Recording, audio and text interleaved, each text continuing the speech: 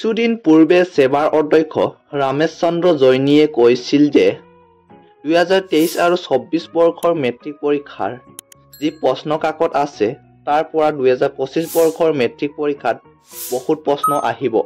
এতিয়া প্ৰশ্নটো হৈছে যে সঁচাকৈ 2023 আৰু 24 বৰ্ষৰ পৰা প্ৰশ্ন 2025 বৰ্ষৰ মেট্ৰিক পৰীক্ষাত আহিবনে?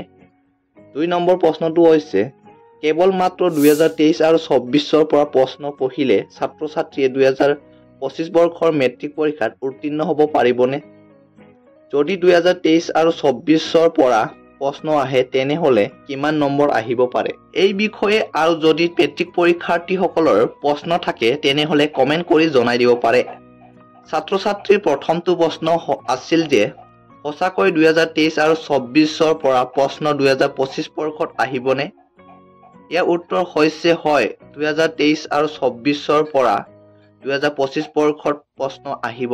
কিছুমান ইউটিউবাৰে তোমালোকক ক'ব পাৰে যে 2025 বৰ্ষত 2023 আৰু 24 পৰা 100% আহিব, কিন্তু এইটো সত্য নহয়। 2024 পৰা 2025 বৰ্ষৰ মেট্ৰিক পৰীক্ষাত 100% প্ৰশ্ন নাহে। যদিও সেবাৰ অধ্যক্ষগৰাকীয়ে কৈছে 2023 আৰু 24 পৰা 2025 বৰ্ষৰ মেট্ৰিক পৰীক্ষাৰ প্ৰশ্ন আহিব, কিন্তু তেখেতে লিখিত হিচাপে প্ৰকাশ কৰা নাই।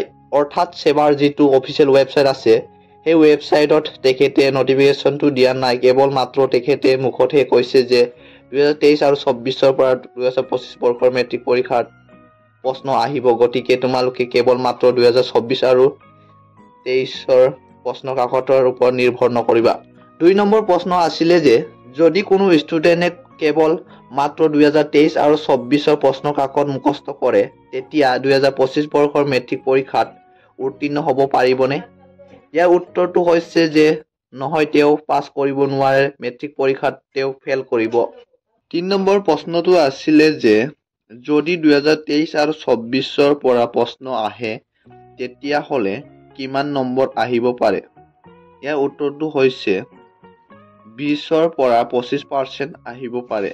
অৰ্থাৎ 20 পৰা 25 মাৰ্কছ 2025 বৰ্ষত মেট্ৰিক পৰীক্ষাত আহিব পাৰে।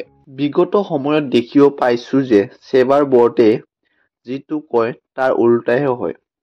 যদিও অধ্যক্ষগৰাকীয়ে কৈছে যে 2023 আৰু 24 পৰা প্ৰশ্ন আহিব, কিন্তু এইটো নাহিব পাৰে।